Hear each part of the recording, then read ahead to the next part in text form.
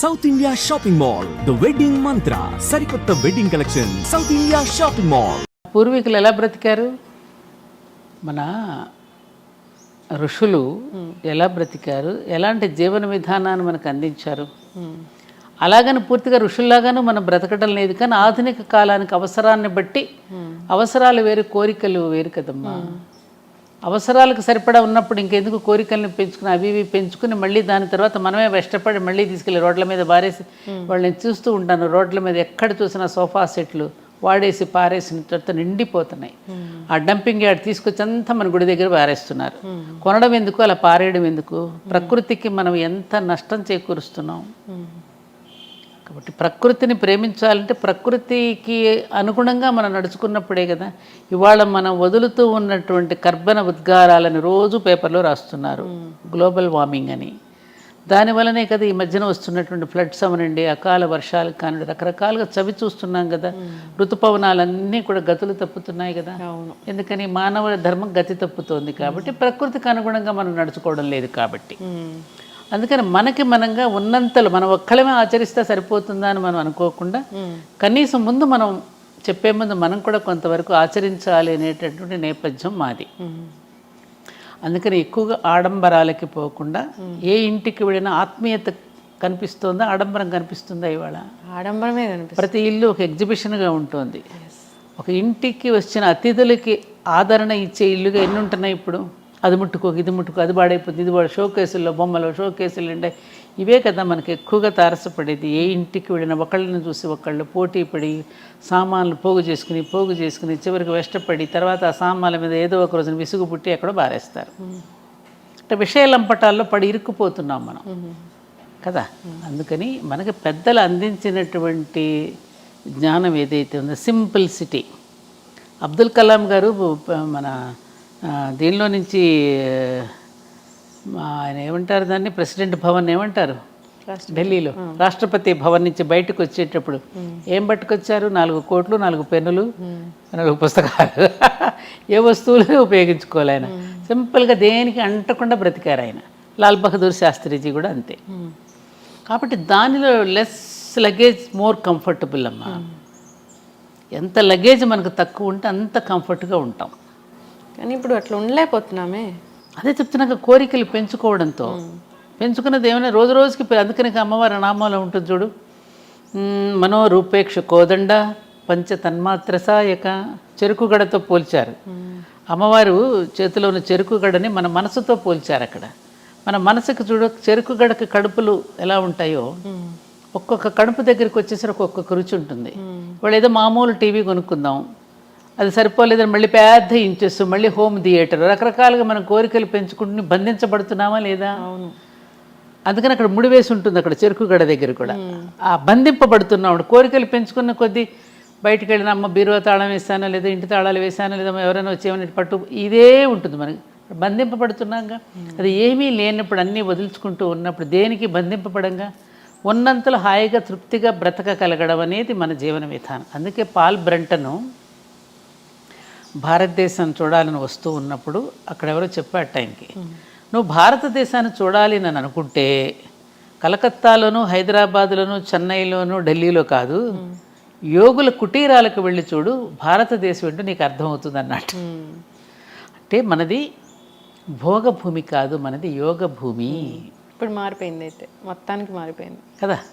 ఇప్పుడు మారిపోయిందిగా పూర్తిగా. ఇవాళ అసలు మన భారతీయులు మనకు గర్వంగా చెప్పుకునే మనం ఇవాళ ఒక రకంగా సిగ్గుపడాల్సి వస్తుంది, బాధ కలుగుతోంది.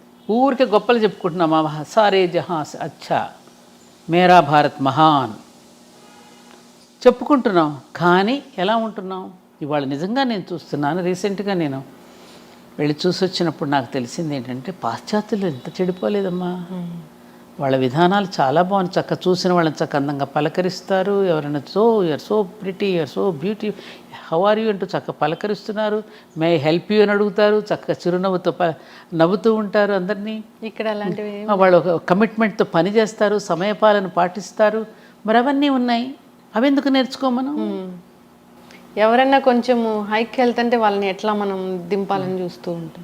ఇక్కడ కదా మ్యామ్ బాగా అంటే బ్రిటిష్ వాళ్ళు అంతకుముందు ఇంకా ఎవరెవరు వచ్చి పరిపాలించిన వాళ్ళంతా వదిలిపెట్టినవన్నీ కూడా అంటుకట్టుకున్నాం వాటినే మనం అనుసరిస్తున్నాం, వాళ్ళ కళ్ళజోళ్ళని చూస్తున్నాం, వాళ్ళు ధరించినవి మనం కూడా ధరిస్తున్నాం. కాబట్టి మన భావజాలంలో దారిద్ర్యం ఏర్పడింది, భావదారిద్ర్యం అంటారే, అది బాగా వచ్చేసి ఆనాడు తెల్లవాడు నల్లవాడిని పీడిస్తే ఇవాడు భారతీయుడిని పీడించుకుంటున్నాడు. ఎవరో మనల్ని ఇచ్చేసారని అన్ని మతాల వాళ్ళు తిట్టుకుంటాం, కానీ మనకి మనమే ద్రోహం చేసుకుంటున్నాం, మన ధర్మాన్ని మనమే నాశనం చేసుకుంటూ ఎవరో వస్తున్నారని చెప్పి అనవసరపు ఆవేశపు రెచ్చిపోవడాలు, కేకలేయడాలు మొదలైంది.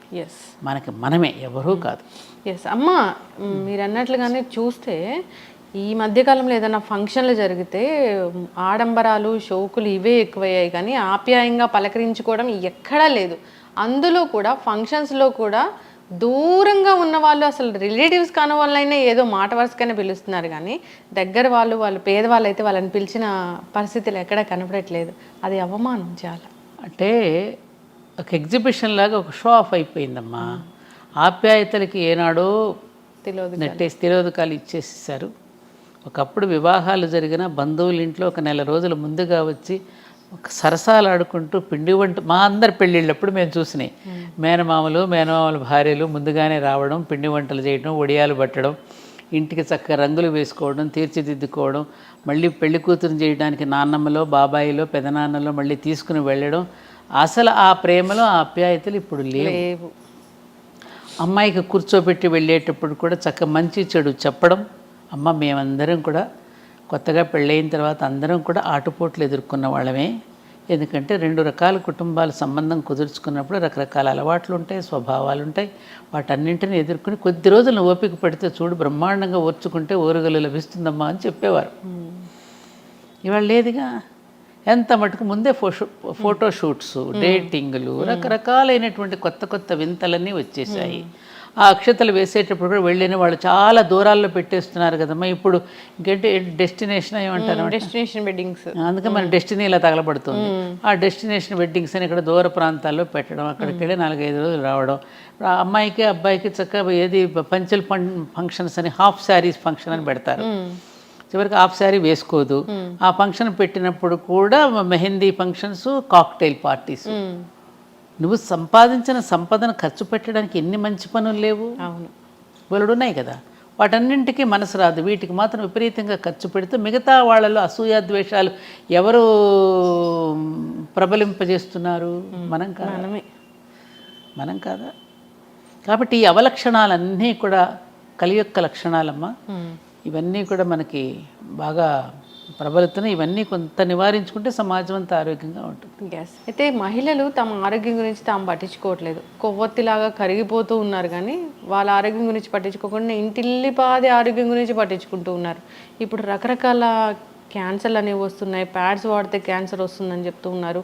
బ్రెస్ట్ క్యాన్సర్ వచ్చింది, అది ఎప్పుడో లేట్ స్టేజ్లో తెలిసింది అని చెప్తూ ఉన్నారు. ఇవన్నీ కూడా ముందుగా గమనించుకునే పరిస్థితి ఉంది ఉమెన్కి. అంటే ఉమెన్ అంటే ఇలాగే ఉండాలా? తన గురించి తాను పట్టించుకోకుండా అందరి గురించి పట్టించుకుంటూ తాను ఇలా కరిగిపోవాలనేది మన శాస్త్రంలో. అమ్మా, చాలా వింత ప్రశ్న, తమాషాగా ఉంది. మంచి ప్రశ్నే వేసావు మొత్తానికి. నీకు ఈ విషయం తెలియాలి కాబట్టి. అసలు విమెన్ అనేది తనను గురించి తాను పట్టించుకుంటే సమాజం నిలవదమ్మా. తనను గురించి తాను పట్టించుకోకపోవడమే ఆవిడ గొప్పతనం. విన్నావా? అందుకని ఆరోగ్యంగా జీవించగలుగుతుంది. తనను గురించి తాను పట్టించుకుంటూ ఇతరులను పట్టించుకోకపోవడం మానసిక ఆరోగ్యం చెడిపోతుంది. తాను ఎప్పుడు కూడా ఉదయం లేచిన అందరికంటే ముందు ఎవరు లెగుస్తారు ఇంట్లో? మన అమ్మ, అంతేనా? అందరికంటే ఆఖరిగా పడుకునేది ఎవరు? అమ్మే. ఎవరిని చూసుకుంటోంది? బిడ్డల్ని, భర్తని, పెళ్లి కుటుంబాన్ని అలా పాలించుకోవడంలో వాళ్ళకి ఆనందం ఉంది. ఆవిడ అంటే పూల సంఖ్యలను ఆవిడే వేసుకుంది, ఎవరో వెయ్యలా. పూల సంఖ్యలు అవి తనకు తానే బంధించుకుంది తనను తాను ఆ ప్రేమలో. అటువంటి హార్మోన్స్ స్త్రీకి భగవంతుడు సృష్టికర్తే పెట్టాడు. అలా ఉండాలి. ఆ ప్రేమించకుండా ఉండలేని తనాన్ని, చెయ్యకుండా ఉండలేని తనాన్ని, వండి పెట్టకుండా ఉండలేని తనాన్ని భగవంతుడు స్త్రీకి ప్రసాదించాడు. కాబట్టి ఆవిడ పూజనీయురాలు అయ్యింది, ఆరాధనీయురాలు అయ్యింది. అందుకని స్త్రీలకు పూజ చేశారు, కానీ ఎక్కడన్నా పురుషులకు పూజ చేశారా? సువాసిని పూజ, కన్యా పూజ మన దసరా నవరాత్రులలో పురుషుడికి ఎక్కడ చేయలేదు. ఎందుకని స్త్రీలకు పూజ చేశారు? అందుకని సగటు స్త్రీ ఎప్పుడూ కూడా తన గురించి తాను ఆలోచించుకోదు. ఇప్పుడు చూడు మేమందరం మాకు అందరూ అలవాటు. ఇంట్లో ఎప్పుడైనా ఆఫీస్ మీదే క్యాంప్ మీద భర్త ఊరెళ్ళాడు అనుకో, తన కోసం తను ఎప్పుడైనా వండుకుంటుందా? ముందే ఆయన లేరు కదా, ఏదో పచ్చడో మజ్జిగో వేసుకుని తినేసి కాలక్షేపం చేసేస్తుంది. ఎవరి కోసం చేస్తుందా వంట? అది బిడ్డల కోసం, భర్త కోసం. అంతే. తనను గురించి తాను అందుకని ఆవిడకి జగన్మాతకి ఉన్న లక్షణాలన్నీ కూడా ప్రతి స్త్రీలోనూ ఉన్నాయమ్మా. స్త్రీ అంటేనే సకారం, రకారం, తకారం, సత్వగుణ, రజోగుణ, తమో గుణాలు 3 సరైన నిష్పత్తిలో ఉంటాయి. మన బిల్డింగ్ కట్టేటప్పుడు సిమెంటు, ఇసుక, నీళ్లు ఏ పాళ్లలో కలిపితే బిల్డింగ్ గట్టిగా ఉంటుందో, ఈ సమపాళ్లలో ఉంచుకోగలిగిన స్త్రీ ఎప్పుడైతే గట్టిగా నిలబడగలుగుతుందో అప్పుడు ఆ కుటుంబం బాగుంటుంది. అంతే. కానీ అందుకని ఆవిడ తనని గురించి ఇప్పుడు దేవాలయానికి వెళ్ళినా తన పేరు చెప్పుకోదు చూడు, అక్కడే అర్థమైపోతుంది. పలానా శ్రీనివాసరావు నామధేయస్య తద్ధర్మపత్ని సమేతస్య సహ కుటుంబానాం అంటుంది. తన పేరు చెప్పుకుందా? శ్రీమతి అండ్ శ్రీ. కానీ అన్నింట్లోనూ ఆవిడికే పెద్దపీట వేసింది వేదం. భార్యాభర్తలు, పార్వతీ పరమేశ్వర్లు, ఏమ్మా సీతారాములు అనేది మిస్సెస్ అండ్ మిస్టర్ అని. అక్కడ మిస్టర్ అండ్ మిస్సెస్ అంటారు ఆ దేశాల్లో, మనకి శ్రీమతి అండ్ శ్రీ అంటారు. శ్రీవారికి మతి తెచ్చేది ఆవిడే, మతి పోగొట్టేది ఆవిడే, రెండు ఆవిడే. 2 రకాలుగానే ఆవిడే ఉంటుంది. కాబట్టి నువ్వు అనుకున్నట్టుగా స్త్రీ తనను పట్టించుకుంటే కుదరదు. ఇప్పుడు తనను గురించి తాను పట్టించుకుంటున్నారు కాబట్టే బిడ్డలు అనాథలవుతున్నారు. కరెక్ట్. తన ఎంత మటుకు తన షోకులు, తన లైఫ్, తనలాంటి దీనిలోకి పడిపోతోంది కాబట్టి పిల్లలు అనాథలైపోయి పిల్లలు పిచ్చోడైపోతున్నారుగా. తను కూడా ఒంటరిగా ఇదైపోయి ఆలోచిస్తోంది కదా, మానసికంగా ఒక డిప్రెషన్. అందుకని డిప్రెషన్ నువ్వు రాకుండా ఉండాలంటే స్త్రీ ఎప్పుడు తన పని చేస్తూనే ఉండాలి. ఎప్పుడైతే తను ఒంటరిగా ఉంటుందో, అందరితో కలివిడిగా లేకోకుండా, అప్పుడు ఆవిడ ఒక రకమైన మానసికమైనటువంటి వ్యాధికి గురైపోతుంది. ఎప్పుడు పనిలో ఉండాల్సిందే. పని ఎప్పుడూ కూడా మీరు అనుకున్నట్టు అనారోగ్యాన్ని ఇవ్వదమ్మా. పని చేస్తూ ఉన్న కొద్దీ ఆరోగ్యం ఉంటుంది. చాలామంది అనుకుంటారు శక్తి ఉంటేనే పని చేస్తాం అనుకుంటాం. కాదు, పని చేస్తూ ఉన్న కొద్దీ శక్తి పెరుగుతుంది, జనరేట్ అవుతూ ఉంటుంది. ఎందుకని నీకు ఎగ్జాంపుల్, ఇప్పుడు మన ఇంటికి కరెంట్ ఎంత తెచ్చుకుంటాం? ఇంటికి సరిపడానే తెచ్చుకుంటాం. ఫ్యాక్టరీకి సరిపడా ఎక్కువ కావాలి కరెంట్. అలాగే మనం బాగా పని చేస్తూ ఉన్న కొద్దీ, ఫ్యాక్టరీ అంత పని చేస్తూ ఉన్న కొద్దీ ఆ మహాప్రాణం నుండి మనకు ప్రాణశక్తి ఎప్పుడు ప్రసారం అవుతూ ఉంటుంది. ఈ సూక్ష్మం తెలిస్తే మనకి నిరంతరం పనిచేసి ఆరోగ్యంగా ఉంటాం. ఇందాక నువ్వు అన్నావు చూడు, తల్లి పిల్లలకి చాలా చిన్నప్పుడే బ్రెస్ట్ క్యాన్సర్స్ ఏమైనా వస్తున్నాయని. బ్రెస్ట్ క్యాన్సర్ రావడానికి అస్సలు కారణం ఏమిటంటే మెయిన్ బిడ్డలకి పాలు ఇవ్వకపోవడం వల్ల. నువ్వు ఎప్పుడైతే తల్లి పిల్లలకి 1 సంవత్సరం పాటు పాలు ఇస్తుందో వాళ్ళకి క్యాన్సర్ రాదు. ఈ మధ్య ఏ తల్లి కూడా బిడ్డలకి పాలు ఇవ్వడానికి ఇష్టపట్టలేదు, బిడ్డలను కనడానికి కూడా ఇష్టపట్టల్లా. అందం పోతుందని, శ్రమ అని, నొప్పులు భరించలేమని, ఓపిక లేదని, ఓర్పు లేదని, రకరకాల అద్దె గర్భాలు కూడా తీసుకుని పిల్లల్ని కనేటటువంటి ఒక దారుణమైనటువంటి పరిస్థితికి మనం వచ్చేసాం. అందుకని తనను ఆ పని చేయడం వల్ల ఆమె ఆరోగ్యం చెడిపోవటంలా, మనం అనుసరిస్తున్న విధానాల వల్ల ఆరోగ్యం చెడుతోందేమో తప్ప ఆమె నిరంతరము పని చేస్తూ ఉన్న కొద్దీ ఆవిడ ఆరోగ్యవంతంగా ఉంటుంది. మానసికంగా కూడా ఆవిడ ఆనందపడుతుంది. ఆనందమే ఆరోగ్యం. అంటే మేమంతా అలా చేసుకున్న వాళ్ళమేగా. మా అమ్మలో మా అత్తగారులు వాళ్ళందరూ కూడా నిరంతరం బిడ్డల కోసం, భర్త కోసం పని చేసి వాళ్ళందరూ అలసిపోయి అలసటలోనే ఒక ఆనందాన్ని పొంది పనిలోనే విశ్రాంతిని పొందిన వాళ్ళు. ఇవాళ ఏది ఇప్పుడు చేస్తున్నటువంటి ఆధునిక యువతలు చేసే ఉద్యోగాలు కొంత స్ట్రెస్కి గురవుతున్నారు. మన ఇంట్లో మనం చేసుకుంటామమ్మా, చేసుకున్నంతసేపు చేసుకుని కాసేపు విశ్రాంతి కావాలంటే మనం విశ్రాంతి తీసుకుంటాం. అదే నువ్వు మరొకరి దగ్గర పని చేస్తున్నప్పుడు నీకు దొరకదు కదా అది. అప్పుడు నువ్వు స్ట్రెస్ ఫీల్ అవుతావు. మీరు చేసే పని కూడా ఎప్పుడు కూడా ఒక రేడియేషన్ దగ్గర పనిచేస్తున్నారు. ఇప్పుడు ఎక్కువగా సాఫ్ట్వేర్ ఉద్యోగాలు, అలాగే కెమెరాస్ ముందు చేసేటప్పుడు తప్పనిసరిగా ఆ రేడియేషన్ వల్ల మీకు ఒక ఇరిటేషన్ వస్తుంది. దానివల్ల చిరాకు వస్తుంది. ఆ చిరాకు వల్ల ఏమవుతుంది? కోపం వస్తుంది. కోపం వస్తే ఇంకొకళ్ళు ఏదో ఒక మాట అనేస్తాం. ఆ మాట వల్ల తగువులు ఆడుకుంటాం, గొడవలు జరుగుతాయి, సంఘర్షణలు. దానివల్ల ఆరోగ్యాలు. అంటే ఏమిటి? మనకు మనం తెచ్చిపెట్టుకున్నటువంటి బాధల వల్ల, ఎక్స్ట్రా వర్క్స్ వల్ల మనం బాధపడుతున్నాం తప్ప మన సహజంగా జీవించే విధానంలో మాత్రం ఎక్కడా కూడా ఒత్తిడి లేదు. కానీ ఇలా అవసరం కదా. ఏం అవసరం? జాబులు చేయాల్సిన పరిస్థితి అవసరం కదా. ఎలా అవసరం అంటావు? ఎలా? ఈ ఈ కల్చర్ మారిపోయింది. ఖచ్చితంగా అందరితో పాటు మనం వెళ్ళాలి. సో మంచి వెళ్ళకపోతే ఏమవుతుంది? అందరితో పాటు వెళ్ళకపోతే వెక్కిరిస్తారా? మనం ఆర్థికంగా స్థిరంగా ఉండలేము, ఆర్థికంగా దృఢంగా ఉండలేము. ఇందాక నేను చెప్పాను చూడము, ఆర్థికంగా స్థిరంగా అంటే ఒకప్పుడు పురుషుడు సంపాదించి బయట పని చేసుకుని వస్తే స్త్రీ ఇంట్లో కష్టపడేది.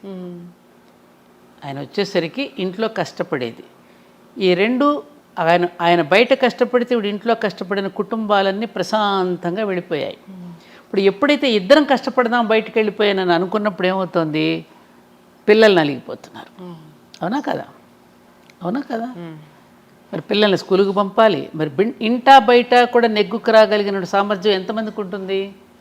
బయటకు వెళ్తే కొన్ని అవమానాలు ఉంటాయి. ఆఫీస్కి వెళ్తే పైగా ఆడపిల్లలకి బయటకు వెళ్ళినప్పుడు రకరకాలైనటువంటి అవమానాలు ఉంటాయి, రకరకాల సమస్యలు ఉంటాయి, సమాజం రకరకాలుగా చూస్తుంది, రకరకాలుగా దాడులు ఉంటాయి. నేను నోరు విప్పి చెప్పనక్కర్లేదు మీకు ఇవన్నీ. వీటన్నింటి ఒత్తిడుల వల్ల ఇంటికి వచ్చి కాన్సన్ట్రేట్ చేసి ఇంట్లోనూ పని చేయలేదు, బయటకు వెళ్తేనేమో ఇంట్లో పిల్లలు ఏం చేస్తున్నారు, పాప ఆయన తిన్నారు, ఇవన్నీ ఆలోచనలు ఉంటాయి. అప్పుడు మానసికంగా ఒత్తిడికి గురవుతుంది. ఎందుకంత ఒత్తిడికి గురవ్వాలి? ఉన్నంతలోనే తృప్తిగా బ్రతుకుదామండి అనేటువంటి రోజులు పోయాయి. ఇప్పుడు మనం ఉన్నంతలోనే తృప్తిగా బ్రతుకుదామండి. తలంబరాలు పోసుకునేటప్పుడు అదేగా ఒప్పందం చేసుకున్నాం మనం. మీరు తెచ్చిన సంపాదనలో వివేకంతో ఖర్చు పెట్టుకుని ఇద్దరం హాయిగా బ్రతుకుదామని వెంటనే తలంబరాలు పోసుకుని ఒప్పందం కుదుర్చుకున్నారు పెళ్ళినాడు. మళ్ళీ ఇద్దరం సంపాదించాలని ఇద్దరు ఎందుకు బయటకు వెళ్ళాలి? ఇవాళ చూడు, ఇద్దరు సంపాదించాలనుకుని ఇప్పుడు ఐటీలో చేస్తున్నారమ్మా. నేను చూస్తున్నాను చాలా కుటుంబాలు కేసులు వస్తున్నాయి, చాలామంది దగ్గర కేసులు వస్తున్నాయి. ఇద్దరు తగులాడుకోవడమే, నాది సంపాదన నీది సంపాదన. ఆ ఈవీఎంలు కట్టుకోలేక వాళ్ళతో పోటీపడి కారులు కొని మళ్ళీ బంగళాలు కొనుక్కుని రకరకాలుగా ఈవీఎంలు కట్టుకోలేక మళ్ళీ చిరాకు పడి గొడవ పడి రకరకాలుగా డైవర్స్ దాకా వెళ్ళిపోతుంది చివరికి. ఇవన్నీ వాస్తవాలా కాదా? వాస్తవం. నేననేది ఏమిటంటే, ఎవరో ఏదో అనుకుంటారని, మన డబ్బులు లేకపోతే, మన బంగళాలు కారులు లేకపోతే మనల్ని చిన్నచూపు చూస్తారేమోనని అనే దాంట్లో నీ జీవితం నలిగిపోతుంది కదా అంటున్నాను నేను. ఎందుకు చక్కని చదువులు అందించాలని వెళ్తున్నారేమో. ఏది చక్కటి చదువు? కాన్వెంట్లోనా? అది చక్కని చదువు అని ఎలా అంటే, వాడు ఏసీ రూమ్ పెట్టేసి ఒక మంచి బ్యాన్ పంపించేసి వాడు మంచి బుద్ధులు నేర్పిస్తున్నాడని నమ్మకం మీకుందా? ఉంటే ఇలా ఎందుకు ఉంటుంది సమాజం? నువ్వు చదువుకుంటున్నావుగా, నువ్వు కూర్చుని ఎందుకు చెప్పుకో? నీ బిడ్డలకు నీ చదువు, నువ్వు బాగా నీ బిడ్డలకు చదువు చెప్పుకుంటావని కదా నేను చదివించింది. నువ్వు వాళ్ళని ఎవరో వదిలేసి నువ్వు ఎక్కడికో పోవడం ఎందుకు? నీ పిల్లలకి ఎవరు పట్టించుకుంటారు? మా అత్తగారు అంటూ ఉండేవాళ్ళు ఎప్పుడు, నీ ఒంటి మీద బట్టలు మీకు నీకు శ్రద్ధ లేక చాకలికి వేస్తే అంత శ్రద్ధగా ఎందుకు ఉతుకుతాడే అనేది. ఆమెకు ఎవరో చెప్పారు, మా అత్తగారు ఎప్పుడు నాతో అనేది. మన బిడ్డల మీద మనకు శ్రద్ధ లేకపోతే బయట వాళ్ళకి ఎందుకు ఉంటుందమ్మా? మహిళకి ఆర్థిక స్వాతంత్రం అవసరమే కదా మ్యామ్. మరి ఎప్పుడు ఉందమ్మా? అసలు ఈ దేశంలో స్త్రీకి ఉన్నంత ఆర్థిక స్వాతంత్రం ఏ దేశంలో ఏ స్త్రీకి ఏ రకమైన స్వాతంత్రము లేదు. కొంతమంది చేసినటువంటి దాని సమాజానికి మొత్తానికి మనం కట్టొద్దు. అసలు తీసుకొచ్చి ఆవిడ చేతికే ఇస్తాడన్నీ. మా అమ్మలందరూ బ్రహ్మాండమైనటువంటి వాళ్ళ బడ్జెట్ కానీ వాళ్ళ ప్రణాళిక కానీ వాళ్ళు ఎంత బాగుండేవారు వాళ్ళందరూ. ఏముంది వాళ్ళ దగ్గర? వాళ్ళేం బయటికి వెళ్ళి ఉద్యోగాలు చేయలేదే. పండగలకు బట్టలు కొనే దగ్గర నుంచి మనకు చేసేటువంటి పిల్లలకు నగలు చేయించే దగ్గర నుంచి అందరూ ఆర్థిక స్వాతంత్రం స్త్రీలదే. స్త్రీ చేతికే ఇచ్చాడు. స్త్రీ నిండా దింపుతున్నాడు పురుషుడు సంపాదించింది. నువ్వు నగలు పెట్టుకుంటున్నావు, పట్టుపట్టు చీరలు కట్టుకుంటున్నావు అంటే ఎవరు తెచ్చింది? అదంతా పురుషుడు సంపాదించి తెచ్చి నీ ఒంటి నిండా నింపడంలా. అండర్స్టాండింగ్, అహంకారం, నేను నాది అనేటటువంటిది ఎప్పుడైతే వచ్చిందో అప్పుడు ఈ ఘర్షణలన్నీ వస్తున్నాయి. మనది, ఇది మన కుటుంబం, మన సంసారం, మనం ఆలోచించుకుందామని అనుకున్నప్పుడు గొడవలు రావు. అందుకనమ్మా, స్త్రీ తనని గురించి తాను ఏనాడు పట్టించుకోదు. అది ఎవరో పట్టించుకోవాలని కూడా తాను ఎప్పుడు ఇందాక చెప్పాను, పూల సంకెళ్ళు తానే వేసుకున్నది. ఆవిడకి అందులో ఆనందం ఉంది, తినిపించడంలో, వండి పెట్టడంలో. చూడు, ఎవరింటికన్నా వెళ్ళి నువ్వు గబుక్కను పరిగెత్తేది ఎవరి ఇంటికి బంధువులు వస్తే, అన్నయ్య గారు అలా కూర్చోండి, మీరు పేపర్ చూస్తూ ఉండండి, టిక్కులు చేసుకొస్తానని చేయి గడుక్కుని గబగబా తను తినే ఆహారం కూడా అక్కడ వదిలేసి గబగబా వంట చేసి పట్టుకొస్తుంది. అది పురుషుడు ఎందుకు చేయలేడు? అలాంటి హార్మోన్స్, అలాంటి మానసిక స్థితి. స్త్రీని సన్నివేశాలే నిలబడతాయి జీవితంలో.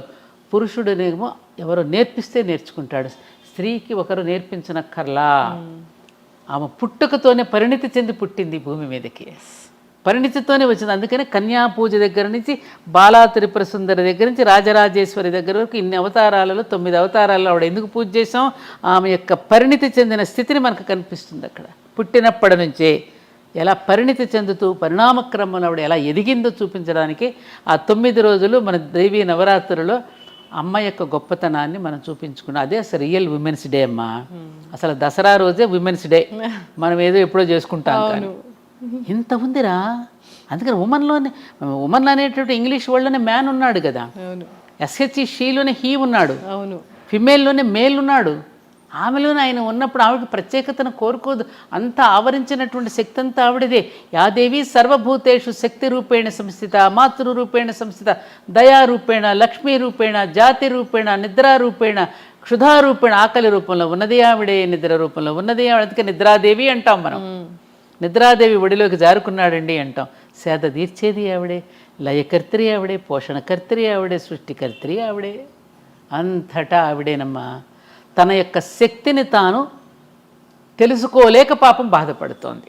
ఆమె యొక్క శక్తిని నువ్వు జాగృతం చేస్తే, ఆవిడేమిటో ఆవిడికి తెలియచేస్తే, అలా తెలియచేయబడే వీళ్ళందరూ కూడా ఆయుధాలు ఇచ్చారు. అందుకని ప్రతి పురుషుడు కూడా ఆమె యొక్క శక్తిని గుర్తించి తగినటువంటి ప్రోత్సాహాన్ని ఇస్తే ఆవిడ చేయలేనిదేది లేదు. అందుకనే దేవతలందరూ కూడా తల ఒక శక్తిని ఇచ్చారంటే ఏమిటి? తల ఒక రకంగా ఆమెకు సహకారం అందించారు. అలాగే కుటుంబంలో భర్త కానీ, మామగారు కానీ, మరుదులు కానీ, బావగారులు కానీ, తన పిల్లలు కానీ తలొక రకంగా అమ్మకు కనుక సహకరిస్తే ఆవిడ చేయలేనిదంటూ లేదు. మన ఇంట్లో పెళ్ళిళ్ళు జరుగుతున్నప్పుడు మనం చూస్తున్నాం, అప్పటికప్పుడే మేళా మోగుతూ ఉంటుంది. అమ్మ నా పంచె ఎక్కడ పెట్టామంటాడు ఒకడు వచ్చి, అమ్మ నా లంగా ఎక్కడ పెట్టామని కూతురు అడుగుతుంది. భర్త వచ్చి ఏమి నా ప్యాంట్ ఎక్కడ పెట్టామంటాడు. హడావుడు ఉండండిరా, నాకు ఏమన్నా 10 చేతులు ఉన్నాయట్రా అంటుంది. ఉన్నాయి కాబట్టి నేను అడుగుతున్నావు అమ్మా అంటారు వాళ్ళు. అన్ని రకాలుగా అందించేస్తుంది అందరికీ కూడా. మరి ఎవరిది, ఎక్కడి నుంచి వచ్చింది శక్తి? ఆ జగన్మాతే ఆవిడ. అందుకని నేనేమంటానంటే ఇప్పుడున్నటువంటి ఆధునిక యువతులకి వాళ్ళల్లో ఉన్నటువంటి ఆ శక్తిని ఒక్కసారి జాగృతం చేస్తే వాళ్ళు వండర్స్ చేస్తారు. వాళ్ళ సునీత విలియమ్స్ గురించి వింటున్నాం. అలాంటి సునీత విలియమ్స్ లాంటి పిల్లల్ని ఎంతోమంది వాళ్ళు ఎన్నో రకాలుగా పైలట్స్ అవుతున్నారు, అన్ని రంగాల్లో రాణిస్తున్నారు. అంటే ఆవిడ చేయలేనిదంటూ ఏమీ లేదు. కాకపోతే మన భారత స్త్రీకి ఉన్న గొప్పతనం ఏమిటంటే ఎప్పుడు పురుషుడికి క్రెడిట్ ఇవ్వాలని కోరుకుంటుంది. అది ఆవిడ గొప్పతనం. తాను నేపథ్యం అని ఉంటుంది, పురుషుడిని ముందు నిలబడుతుంది, పురుషుడిని సమర్థుడిని చేస్తుంది, తాను వెనక ఉంటుంది. అది మన స్త్రీ యొక్క గొప్పతనం. ఎస్, అంత క్రెడిట్ ఇచ్చినా కానీ అక్కడక్కడ మనం చూస్తూ ఉన్నాము స్త్రీకి అవమానం జరుగుతుంది. సో మంచిగా ఉన్న రోజులు ఉంటూ ఉన్నారు, భార్యాభర్తలు చెప్పకపోవడం. అలా స్త్రీని ఎవరైనా పురుషుడు అవమానపరుస్తున్నాడు అంటే అక్కడ పెంచిన తల్లిది తప్పు. అవమానపరుస్తున్నాడంటే పెంపకంలో ఏదో తప్పు ఉంది. ఏ స్త్రీ అయితే పెంచుతోందో స్త్రీయే కదా, స్త్రీని అవమానపరచకూడదుగా. అవును. కాబట్టి అక్కడ మారవలసింది కూడా మళ్ళీ స్త్రీలే. పురుషుడి పట్ల బాధ్యత పడవలసింది కూడా స్త్రీయే. తయారు చేస్తున్నది నువ్వే అతడిని. కాబట్టి అతడు ఏదైనా తప్పు చేస్తున్నాడు అంటే అది ఎక్కడో మనలోనే తప్పు ఉన్నది. You have to agree. నువ్వే కదా నేర్పిస్తున్నావు పుట్టినప్పటి నుంచి వాడికి. అంటే భర్త భార్యకు విడాకులు ఇస్తే తల్లిదే తప్పు అమ్మా చెప్పాలి వాడికి. అంటే వాడిని పరివర్తన తీసుకొచ్చి మార్చాల్సింది తల్లే కదా. తల్లి తండ్రి విలువలతో పెంచాలి కదా. ఒరే తప్పురా, నువ్వు మంత్రపూర్వకంగా స్వీకరించావు ఆనాడు, తప్పు ఇలా చేయి అని చెప్పి అతనిలో పరివర్తన తెచ్చుకోవడానికి ప్రయత్నం చేయాలి తప్ప ఠకీమని చిన్న చిన్న కారణాలకి ఆ విధంగా విడిపోయి ఇవాళ వివాహాలు చేసుకోవడానికి భయపడే పరిస్థితి వచ్చింది. వివాహాలు చేసుకోమంటున్నారు. లివింగ్ టుగెదర్ అనేటువంటి ఒక దరిద్రపు కల్చర్ వచ్చేసింది. ఒకటని కాదు, 60 ఏళ్ల తర్వాత భార్యను వదిలేసి 30 ఏళ్ల యువతితోని ఉంటున్న వాళ్ళని చాలా మంది నేను చూసాము. అంటే ఆ యువతులు ఎలా వస్తున్నారనేది కూడా అర్థం కాని పరిస్థితి. అదే మారిపోయింది. అంటే సమాజంలో వ్యక్తుల యొక్క మనసులో రకరకాలుగా వచ్చినవి. కాలం అదే, కాలంలో మార్పు రాలి. అందరూ కాలాన్ని నిందిస్తున్నారు. కాలం, అదే సూర్యుడు, అదే చంద్రుడు, అదే గాలి, అయ్యే పంచభూతాలు. మారింది నువ్వు. అనవసరపు కోరికలు పెంచుకుని ఒకరితో ఒకటి కంపేర్ చేసుకుని, కంపారిజన్ బాగా ఎక్కువైపోయింది. ఆ కంపారిజన్తో రకరకాలుగా వేషభాషల్లో వేసుకుంటున్నటువంటి మార్పులు మనసులో రావటల్లా. అందుకే మన భర్తృహరి లాంటి వాళ్ళు ఎటువంటి పద్యం, వాగ్భూషణం భూషణం అన్నారు. ఏవి నీకు ఆభరణాలు? మంచి గుణాలే ఆభరణాలు. ఒక మంచి మాట కానీ, ఒక చక్కగా మాట్లాడటం కానీ, పెద్దలను గౌరవించడం కానీ, చెప్పిన మాట వినయంగా వినడం కానీ, ఎందుకని కరువు అవుతుంది? స్కూల్ ఎడ్యుకేషన్లో చెప్పరు. మోజు పెంచుకున్నాం, మనం పరాయి భాష మీద మోజు పెంచుకున్నాం, పరాయి దేశాల మీద మోజు పెంచుకున్నాం.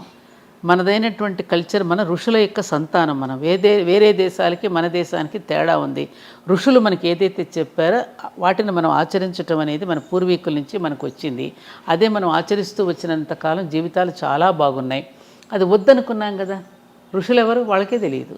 రామాయణం తెలియదు, భారతం తెలియదు, భాగవతం తెలియదు, ఉపనిషత్తులు అంటే ఏమిటో తెలియవు, శతక పద్యాలంటే ఏమిటో తెలియవు, నీతి వాక్యాలంటే ఏమిటో తెలియవు. మరి ఏం చేస్తారు? నీతి వాక్యాలు తెలియనప్పుడు బూతులే మాట్లాడతారు. అవును.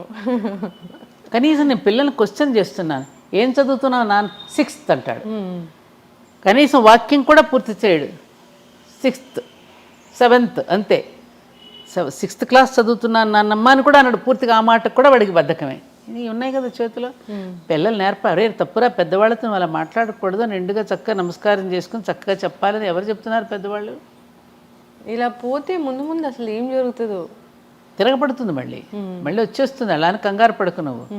తప్పకుండా మార్పు వస్తుంది. ఎవరికి వాడికి పైదాకా పోతాడమ్మ, పీక్కి ఏమీ లేదు ఇక్కడ అనుకుంటాడు, మళ్ళీ వెనక్కి కొడతాడు. అంటే మళ్ళీ బ్యాక్ టు పెవిలియన్ అనమాట. మళ్ళీ పాత రోజులకి వెళ్ళిపోవాలని. కోవిడ్ వచ్చినట్లుగా. ఇప్పుడు అమెరికాలో వెళ్ళారు, అక్కడంతా బాగా ఇదిగా ఉంది. ఇప్పుడు అక్కడ నుంచి మళ్ళీ స్వదేశానికి పోదాం అంటారు. స్వదేశానికి ఇట్లా పట్టణాల్లో ఉన్న వాళ్ళందరూ ఇరుకుని పడి ఇక్కడ ఏం బాగాలేదండి మన పల్లెటూరికి మనం పోదాం అనుకుంటారు. ఆ రోజులు వస్తాయి. నేను చెప్తున్నాను కదా, మళ్ళీ పల్లెలకు వెళ్ళిపోయే రోజులు వస్తాయి. పట్టణాల నుంచి, విదేశాల నుంచి మళ్ళీ స్వదేశానికి వచ్చే రోజులు వస్తాయి. సైకిల్ అమ్మ ఇదంతా ఒకలాంటి సృష్టి యొక్క పరిణామంలో ఇక జరగదేమో అనిపిస్తుంది, కానీ జరుగుతుంది. ఈ జరిగే దీంట్లో వచ్చేటటువంటి సన్నివేశాలను మనం సరిగ్గా అర్థం చేసుకుని మన జీవితాలను మళ్ళీ కొంచెం ప్రయత్నించేద్దాం. అనేక రకాల ప్రయత్నాలు చేస్తున్నారుగా పెద్దవాళ్ళు. తప్పకుండా వస్తుంది. మనం నిరాశపడకుండా వెళ్ళాలి. ఇన్నేళ్ళ జర్నీ మీది. అసలు మార్నింగ్ నుంచి ఈవినింగ్ వరకు అసలు మీ లైఫ్ స్టైల్ ఎలా ఉంటుంది? ఏం తింటారు? ఎన్ని గంటలు నిద్రపోతారు మీరు? నాకు ఈ మధ్యన కొంచెం కరోనా వచ్చిన తర్వాత కాస్త హెల్త్లో చిన్న చిన్న మార్పులు వచ్చాయి. సడన్గా బీపీ డౌన్ అవ్వటం, పెరగడం. మెడిసిన్స్ ఏం పెద్దగా వేసుకొని మార్నింగ్ ఒక థైరాయిడ్కి ఒక 25 ట్యాబ్లెట్ మాత్రం వేసుకుంటాను, 20 mg. ఇంకా వేరే మాత్రలు ఏమీ లేవు.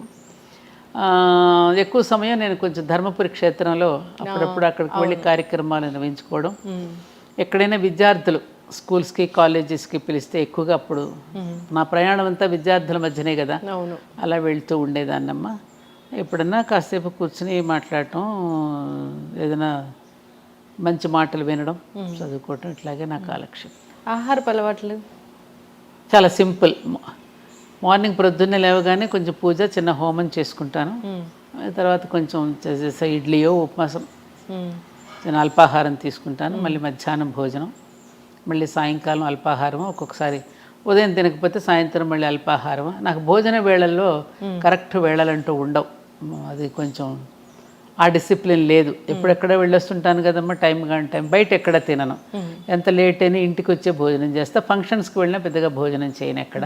ఇంటికే వచ్చి ఏ పెరుగన్నమో, ఆవకాయ పచ్చడి అంటే బాగా ఇష్టం. ఆవకాయ పచ్చడి, పెరుగన్నం ఇష్టపడతా. అంతే. ఎప్పుడైనా మీకు కోపం వచ్చిందా? ఎందుకు రాదు? కోపం వేరు, క్రోధం వేరురా. కోపం అనేది షార్ట్ డిసీజు, క్రోధం అనేది లాంగ్ డిసీజు. కోపం అనేది కోపం రావాలి. కోప్పడ్డారండి అని ఎందుకంటే మందలించటం రావాలి కదా. పగలు ఉండవు, పగ ఉండదు, వాళ్ళ మీద క్రోధం ఉండదు. తప్పు చేసినప్పుడు కోప్పట్టం అనేది ఉంటుందిగా, కోపం వస్తుంది అవసరానికే. అంతేగా చీటికి మాటికి కోపాలు తెచ్చుకోవడం.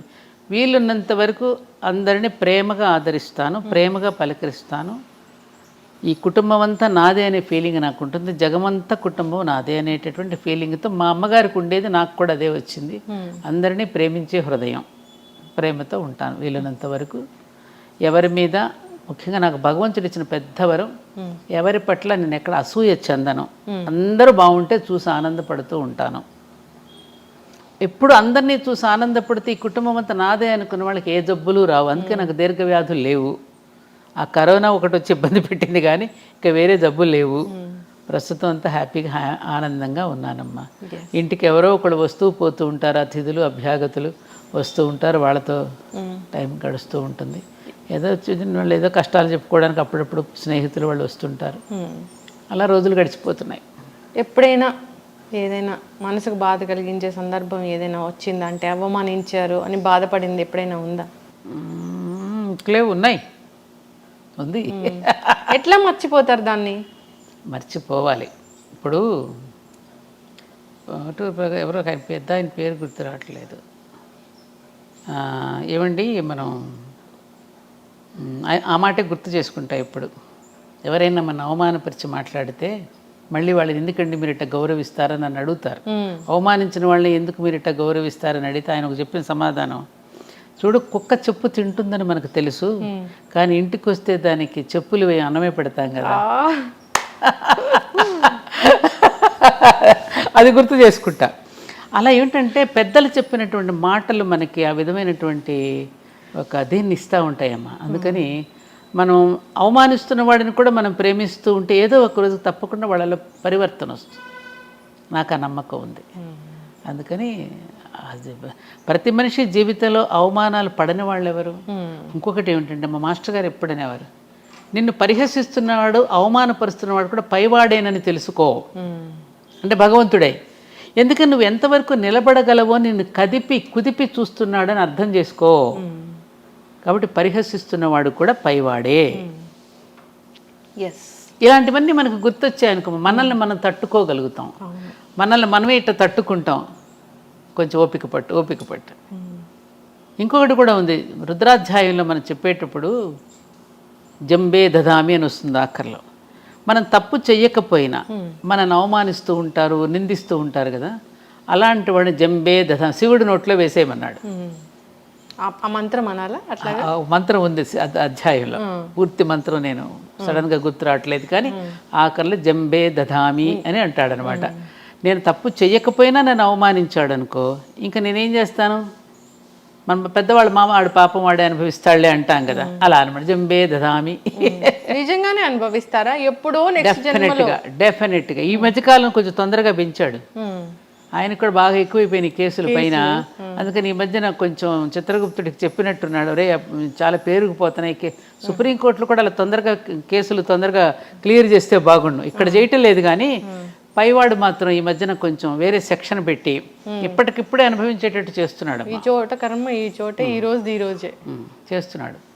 మొదలు పెట్టాడు కొంచెం అక్కడ కొత్త జీవో పెట్టాడు యమధర్మరాజు కూడా. కర్మలు చేసే వాళ్ళు కూడా నిజంగా వెనకాడకుండా ఏమవుతుంది చేస్తే. ఇంకా ఇదొకటి ఉంది, చెడ్డ పనులు చేసిన వాళ్ళకే మంచి జరుగుతుందని, మంచి చేసే వాళ్ళకి ఎప్పుడు కష్టాలు ఉంటాయని. అంటే ఈ పరిపాలిస్తున్నది కలిపురుషుడు కదమ్మా. ఇప్పుడు కలిపురుషుడు చెడ్డవాళ్ళకి బాగా దోహదం చేస్తాడు, చెడు పనులు చేయటానికి మరింతగా దోహదపడతాడు కలి. ఇప్పుడు కలిపురుషుడు పరిపాలనలో ఉన్నాం మనం, ఇది కలియుగం కదా. మంచి వాళ్ళందరికీ ఒకటేం చెప్పాడు, భగవన్ నామస్మరణ. మంచి వాళ్ళ జోలికి రాలేడు కలిపురుషుడు. అట్లాగే నిబద్ధతతోనూ అలాగే నియమనిష్టలతో ఉన్నవాడిని కలి దరికి కూడా చేరలేడు. సీతాదేవి కనుక గడ్డి పరక వేస్తుంది చూడు, రావణాసురుడు తన దరికి చేరకుండా. అలా ఆ మంత్రం ఏదైతే ఉందో ఇప్పుడు ఆమె రాముడిని స్మరిస్తూ ఉంటుంది కదా సీతమ్మ, అందుకని గడ్డి పరక అడ్డం పెడుతుంది. అలాగే ఎప్పుడు కూడా భగవన్నామ స్మరణలో ఉన్నటువంటి వాళ్ళని కలిపురుషుడు ఏమీ చెయ్యలేడు. అందుకని కలవు కేశవ కీర్తన, కలియుగంలో ఒక్క భగవన్నామ స్మరణ ఒక్కటే శరణ్యం మనకి. అలాంటి భగవన్నామ స్మరణలోనూ భగవత్ సేవలో ఉన్న వాళ్ళని కలి దరికి చేరలేడు. అందుకని అలా మంచి వాళ్ళందరికీ భగవంతుడు ఉంటాడు. కాబట్టి దయచేసి మనం ఎక్కడా కూడా నిభాయించుకునే ఉండాలి తప్ప చెదిరిపోయి అయ్యో వాళ్ళలాగా కూడా మనం అయిపోతేనే బ్రతకగలమని అనుకోకూడదు. ఇప్పుడు మీకు ఎగ్జాంపుల్, కౌరవుల పక్షాన ఎంతమంది ఉన్నారు? సైన్యమంతా నారాయణ సేన దగ్గర మొత్తం కౌరవుల పక్షానేగా ఉంది.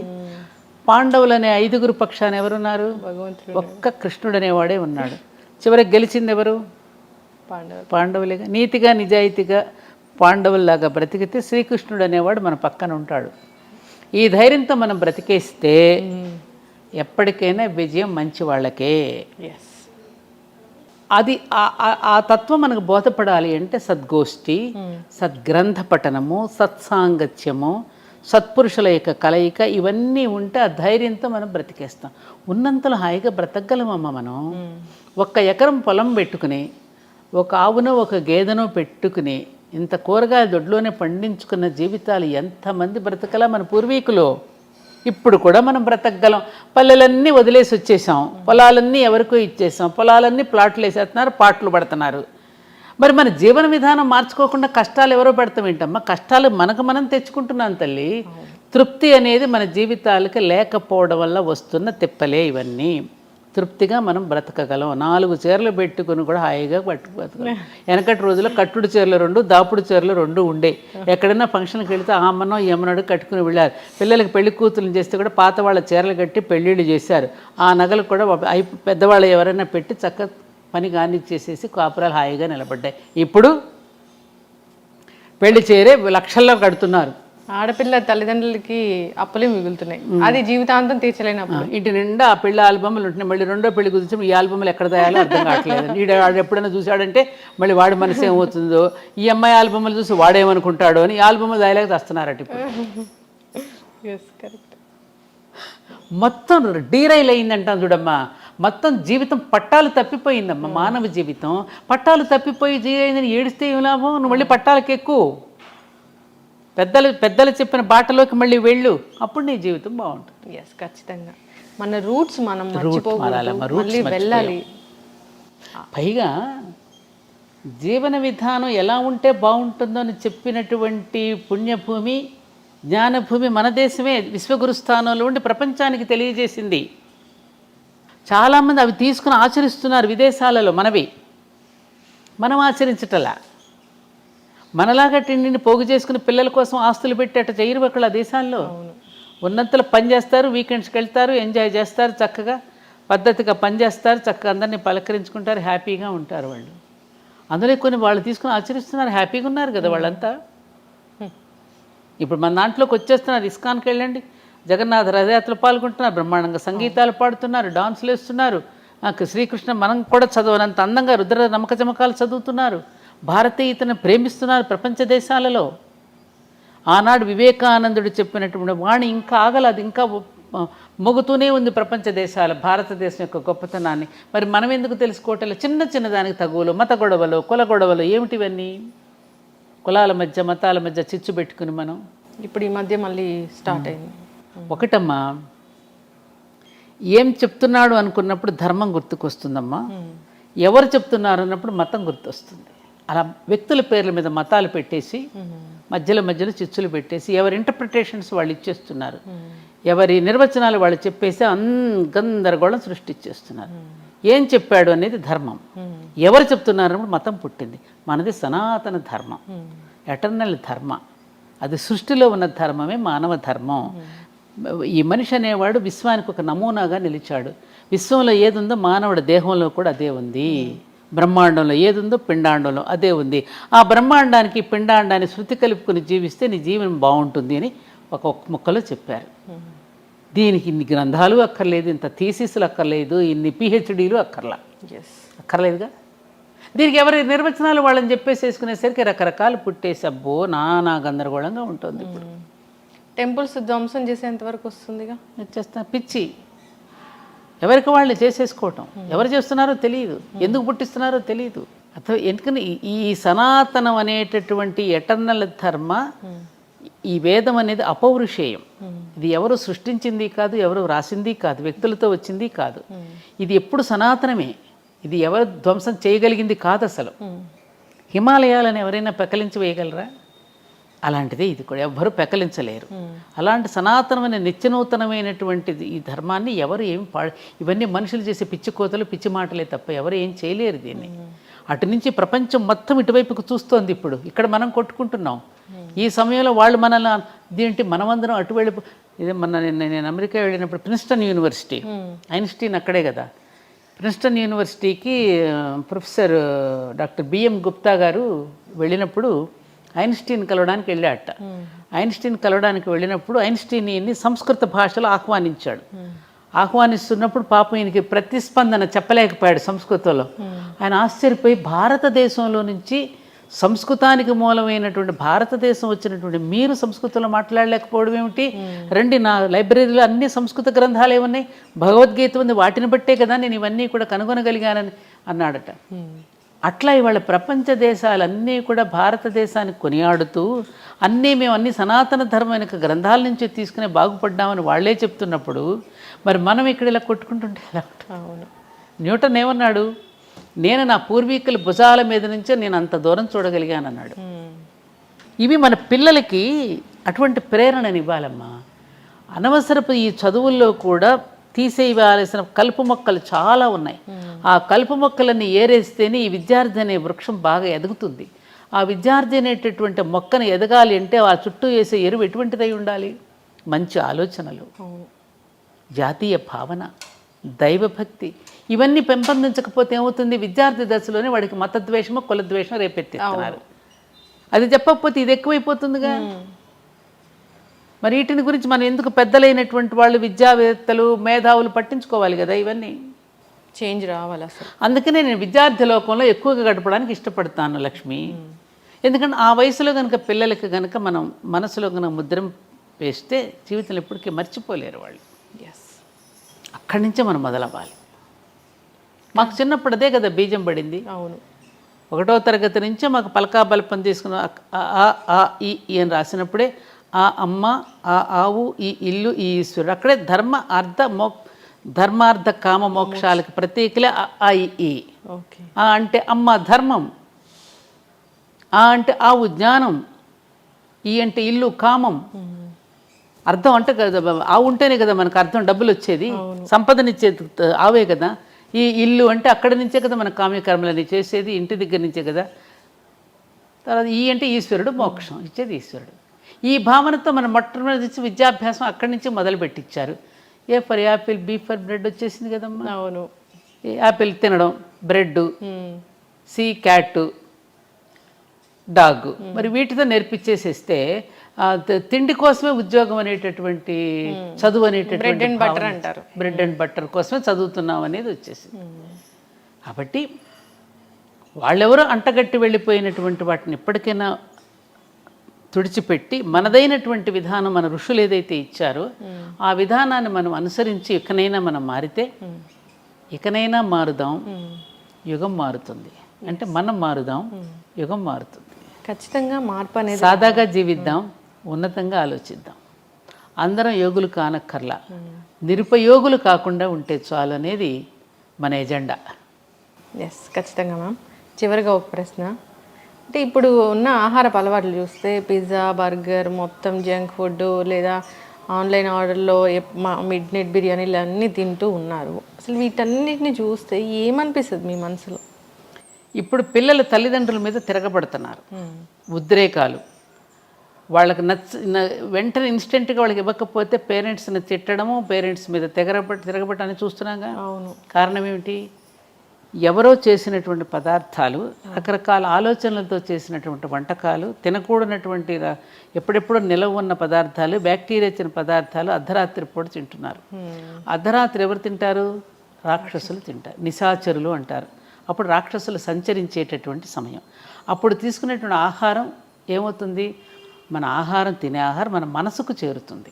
మనం తినే ఆహారం మనసుకు కూడా చేరుతుంది. సంబంధం ఉంది మనసుకిన్ను తినే ఆహారానికి. అందుకని మనం తినే ఆహారాల వల్ల మన ఉచ్చారణలో దోషాలు వస్తాయి, భావనలో దోషాలు ఉంటాయి, ప్రవర్తనలో దోషాలు కూడా ఉంటాయి. అందుకని మన పూర్వీకుల ఆహారపు వేళ యుక్తాహార విహారస్య అని భగవద్గీతలో చెప్పినట్టు ఆహార విహారాదులలో కూడా ఎటువంటి జాగ్రత్తలు వహించాలో శ్రీకృష్ణుడు భగవద్గీతలో చెప్పాడు కదా. మరి చెప్పినప్పుడు రోజు వింటున్నాం కదా, ఆ భగవద్గీతను ఎవరైనా చచ్చిపోయినప్పుడు పెట్టి వింటున్నాము. మరి అందులో ఉన్నటువంటి దీనిని మనం ఎవరైనా తల్లిదండ్రులు చెప్పాలి కదా. తల్లిదండ్రులు చెప్తే పిల్లలు వింటలేదండి అంటే వినకపోవడానికి కారణం ఏమిటి? ఏ పిల్లల లంచ్, నాకు టీచర్స్ చెప్తారు, నేను స్కూల్స్కి వెళ్తాను, ఏ పిల్లల లంచ్ బాక్స్ చూసేసినా ఏంటంటారు దాన్నమ్మా, మ్యాగీయా, నూడిల్స్ ఇట్లాంటివే తప్ప మన సంప్రదాయపు వంటకాలు ఏ లంచ్ బాక్స్లోనూ ఉండవండి అంటే ఒక టీచర్ ఒక స్కూల్కి వెళ్ళినప్పుడు చూపించింది నాకు. తినట్లేదు. మాకు చిన్నప్పుడు పెరుగన్నము, పచ్చడి, వెన్న పూస పెట్టేవారు. వెన్న దేనికి? ఇంద్రియాలను నిగ్రహిస్తుంది. శ్రీకృష్ణుడు వెన్న దొంగిలించాడు ఎందుకు? ఆయన అస్కలిత బ్రహ్మచారి. వెన్న తినడం వల్ల మన ఇంద్రియ నిగ్రహం ఉంటుంది. వెన్నకు అంతటి గొప్ప శక్తి ఉంది వెన్నకి. అట్లా తినేవాళ్ళం. చద్ది అన్నంలో ఎన్ని పోషక విలువలు ఉంటాయో రాజీవ్ దీక్షిత్ గారు 2 గంటల ఉపన్యాసం చెప్పాడు ఆయన. అట్లా తిని పెరిగిన వాళ్ళమే.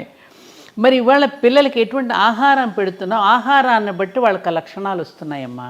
అందుకని ఈ స్విగ్గీలు జొమాటోలు ఎప్పుడెప్పుడు తీసుకొచ్చి నిలవ పెడుతున్నారు. ఈ మధ్యన చూస్తున్నాం రకరకాల, ఎందుకంటే రోజు రోజుకి అదే ఆర్డర్ ఇస్తూ ఉంటే ప్రొడక్షన్ కూడా తగ్గినప్పుడు వేరే వేరే కుక్క మాంసాలు కలపచ్చు. ఏ మాంసాలు కలుపుతున్నా మనకు తెలియదు కదా. ఇక భగవంతుడికి పెడుతున్నప్పుడు ఇక వీళ్ళకి పెట్టడంలో ఇంక దోషం ఏముంటుంది? కరెక్ట్. ఆలోచించండి. వాడిది వ్యాపార దృష్టి, అమ్మది ప్రేమ దృష్టి. అమ్మ ఇచ్చే కాఫీకి హోటల్ వాడు ఇచ్చే కాఫీకి తేడా లేదు. హోటల్ వాడిది వ్యాపార దృష్టితో ఇస్తాడు కాఫీ నీకు. అమ్మ ఇచ్చే కాఫీ కానీ అమ్మ ఇచ్చే పాలు కానీ అమ్మ పెట్టే అన్నంలో ప్రేమ ఉంటుంది. ఆ ప్రేమతో పెట్టిన అన్నం వలన నీకు ఆరోగ్యం ఉంటుంది, నీ ఆలోచనలో కూడా ఉంటుంది. అమ్మ ఏ ఆలోచనలతో చేస్తూ వంట చేస్తుందో ఆలోచనలు అన్నంలో కూడా ఉంటాయి. ఇది కథ ఉన్నది మనకి. ఇది సైన్స్ అమ్మా. అందుకనే పిల్లలు నేనదే ఇప్పుడు ఉద్యోగాల కోసం మీరు పోతున్నారు, పిల్లలకి ఎవరు వంట చేసి పెట్టమంటున్నారు. నీకున్న ప్రేమ ఆయాకి ఎందుకు ఉంటుందమ్మా? ఆయా ఎందుకు పెడుతుంది? వాడి నోట్లో పెట్టకుండా తన నోట్లో పెట్టుకుంటుంది. దేనికి సంపాదన?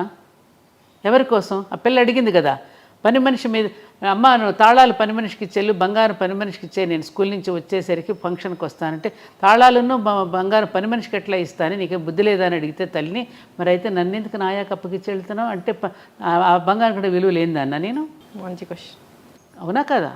ఇప్పుడు వాళ్ళు ఆయాలకి ఇస్తున్నారు, రేపు వీళ్ళని ఓల్డ్ ఏజ్ హోమ్స్లో వేస్తున్నారు. తప్పలేదు కదా. అదే ఇందాకన్నా కర్మఫలం ఉంటుంది. నువ్వు స్కూల్లో కుక్కేసేసి నువ్వు ఎప్పుడైతే ఆయాలకు అప్పచెప్పావో నేను పెద్ద అయినా తీసుకెళ్ళి ఓల్డ్ ఏజ్ హోమ్లో పెడతారు. తప్పేముంది, వాళ్ళదేం తప్పలేదుగా. అయ్యా ఎందుకు నీకు ఈ గొయ్యి అంటే, మరి తాతకు తీసిన గొయ్య నీకు తీయాలి కదయ్యా. తాత మనోడు సినిమా అనుకుంటా. Is are realities. కరెక్ట్. యద్భావం తద్భావం. మనం ఎలా ఉన్నాం వాళ్ళు ఎలా ఉంటాం. కర్మ సిద్ధాంతం. యాక్షన్కి రియాక్షన్ ఉంటుంది కదమ్మా. అందుకని ఉన్నంతలో తృప్తి పడుతూ వీలున్నంత వరకు భర్తలు ఉద్యోగాలు చేస్తూ ఉంటే కోపం వస్తుంది. హౌస్ వైఫ్ అంటే వాళ్ళకి ఒక చిన్న చూపు అనమాట. అందుకని హౌస్ మేకర్ అని చెప్పుకుంటున్నారు. హౌస్ వైఫ్ గృహలక్ష్మి లాంటి గొప్ప ఉద్యోగం ఇంకోటి లేదమ్మా. గృహలక్ష్మి అంటే అంతటి ఉద్యోగం మరొక ఉద్యోగం కాదు. గృహలక్ష్మి కాకుండా నేనేదో బయటకు వెళ్ళిపోతున్న వాళ్ళందరూ కొన్ని వందల మంది వచ్చి కష్టాలు చెప్పుకుంటున్నారు. మరి ఎలా? నీకు తెలియదే ఉంది ఏమ్మా. అందుకని మనం మారదాం. మనం తృప్తిగా బ్రతకగలిగినప్పుడు ఈ ఇబ్బందులు ఉండవు. అందుకని కలియుగంలో అందరూ కష్టాలు పడుతున్నారు స్వామి, ఈ కష్టాలు తీరడానికి ఏదైనా ఉపాయం చెప్పండి అని నారద మహర్షి వెళ్ళి శ్రీమన్నారాయణని అడుగుతాడు. అడిగితే సత్యనారాయణ స్వామి వ్రతం చేయమంటాడు. సత్యనారాయణ స్వామి అని వేరేవాడు లేడు కదా, సత్యమే నారాయణ స్వరూపము. అందుకని సత్యవ్రతాన్ని ఆచరించమనవయ్యా, కష్టాలు ఉండవని చెప్పాడు ఆయన. అంటే నిజాలు మాట్లాడాలి. ఏంట సత్యవ్రతం?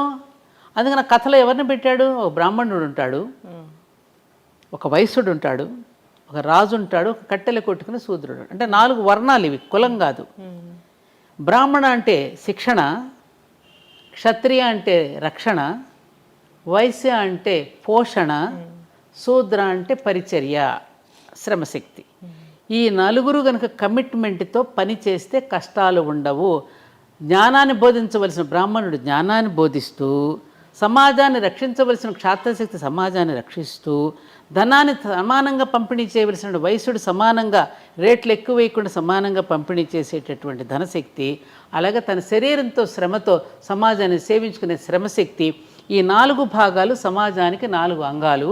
ఈ 4 భాగాలు కమిట్మెంట్తో సత్యంతో పనిచేస్తే కష్టాలు ఉండవు నాయన. ఈ మాట చెప్పమని దాన్ని వ్రతంగా స్వీకరించమని చెప్పాడు ఆయన. దాన్ని ఏం చేసాం మనం? తీర్థానికి ప్రసాదానికి ముడిపెట్టి, తీర్థం తీసుకోకపోతే పాపం వస్తుందని, ప్రసాదం తీసుకోతే ఓడ మునిగిపోయినట్టు మన కొంప మునిగిపోతుందని ఇలాంటి కథలు చెప్పి కథకి కొబ్బరికాయ కొట్టి కథకి హారతలు ఇచ్చేసి ఓవర్ యాక్షన్ చేసేసి ఏమ్మా దాని అసలు పదార్థం మర్చిపోయావు. నేను కొత్తగా గృహప్రవేశం చేసుకుంటున్నావురా, ఈ ఇంటికి వచ్చిన వాళ్ళని ఆదరించటం, గౌరవించటం, వచ్చినటువంటి అతిథ్యాగతులను సేవించుకుంటూ ఎలా ఉండాలో వ్రతం చేయించాడు. కొత్తగా పెళ్ళైన వాళ్ళు కూడా నీ దాంపత్య జీవితం ఇలా ఉండాలమ్మా, దాంపత్య జీవితాన్ని ఇలా చక్కగా నిర్వహించుకోవాలని చెప్పి ఈ 2 వేళల్లో మన సత్యనారాయణ స్వామి వ్రతాన్ని తప్పకుండా ఎందుకు పెట్టారు? సత్యాన్ని వ్రతంగా స్వీకరించి నీ గృహస్థాశ్రమ ధర్మాన్ని చక్కగా నిర్వర్తించు అని చెప్పడానికి మనకు ఆ వ్రతం చేయిస్తే చివరికి ఏమైంది? దక్షిణలు, తాంబూలాలు, కొబ్బరికాయలు కొట్టడాలు, హారతులు ఇవ్వడాలతో సరిపెట్టి తీర్థప్రసాదాలకు ముడిపెట్టేసి అసలు తంతంతా పోయింది, ఇది మిగిలింది. ఏమంటావు? అవును, అంటే ఈ పూజలు ఇలాంటివి చేసి మన మొక్కులు తీరాలంటే తీరవా? ఎడ తీరుతాయి? ఎలా తీరుతాయి? రాంగ్ నెంబర్ పెట్టాయి అంటాడు అక్కడ. నువ్వు చేసేదోటి, నువ్వు చెప్పేదోటి, నీ మొక్కు కింద రాంగ్ నెంబర్ పెట్టేయమంటాడు. బాగా తపస్సు చేసిన కోరకూడని కోరిక కోరావనుకో, తదాస్తు ఇచ్చాను పోరా అంటాడు. తపస్సు చేశాడు కదా, ఎవరిక తను చేసినట్టు చెడ్డ కోరిక వాడికి శాపం అయ్యేటట్టు చేశాడు. అవును, అది ఉందిగా. మనం తెలివైన వాళ్ళైతే సమాజ హితం కోసం చేసి తపస్సు చేసిన వాళ్ళు కొందరున్నారు. సమాజాన్ని నాశనం చేయడానికి చేసే తపస్సులు ఉన్నారు. సమాజాన్ని నాశనం చేసే తపస్సులన్నీ వాళ్ళే నాశనం అయిపోయారు. సమాజ హితం కోసం తపస్సు చేసిన ఋషులందరూ కూడా చరిత్రలో నిలిచిపోయారు. మనకు జీవన విధానాన్ని అందించి వెళ్ళారు వాళ్ళు. అందుకని ప్రతినిత్యము ప్రాతస్మరణీయులమ్మ వాళ్ళు. ఉదయం లేచిన దగ్గర నుంచి రాత్రి పడుకోబోయేంత వరకు మన దినచర్యను దేవుని చర్యగా మార్చుకోవడం ఎట్లాగో నేర్పి ఒక విధానాన్ని, ఒక బాటను వేసిన మన మహర్షులు ఉన్నారే, వాళ్ళకి ప్రతిరోజు ఉదయం నేను నమస్కరించుకుంటాను. సప్తఋషులకి ఎంత జ్ఞానం, ఎంత ఇచ్చారమ్మా మనకి, ఎంత ఇచ్చారమ్మా, ఎంత ఎంత ఎంత. ప్రతి పండుగ దినాల్లో కూడా మనకి ఎంత అద్భుతమైన సందేశాన్ని ఇచ్చారు.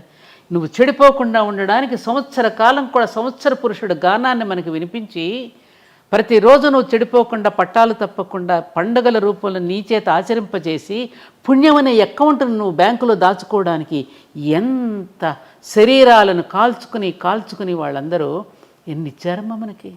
వాళ్ళ రుణం తీర్చుకోవద్దు మనం? ఇలా కొట్టుకోమనా, ఇలా తిట్టుకోమనా మనం? వాళ్ళు నేర్పింది మనకి. ఆలోచించాలి. నేను రాగానే దీపావళి శుభాకాంక్షలు చెప్పారు మీరు దివాళీని ఎలా జరుపుకుంటారు? దివాళీ పండుగ అంటే మా ఇంట్లో మాకు బాగా ఇష్టం. ఎందుకంటే వీళ్ళు ఎక్కువగా నార్త్లో ఉండొచ్చారు కదా, తప్పకుండా ఉదయం పిండి వంటలు చేసుకోవడం, చుట్టుపక్కల ఉన్న వాళ్ళందరికీ, మా అత్తగారు నేను ఉంటే రాత్రంతా ముందు రోజు రాత్రి బాగా పిండి వంటలు ఎక్కువగా చేసి ఆ కాలనీలో ఉన్న చుట్టుపక్కల అందరికీ పంచిపెట్టడం జరిగేది.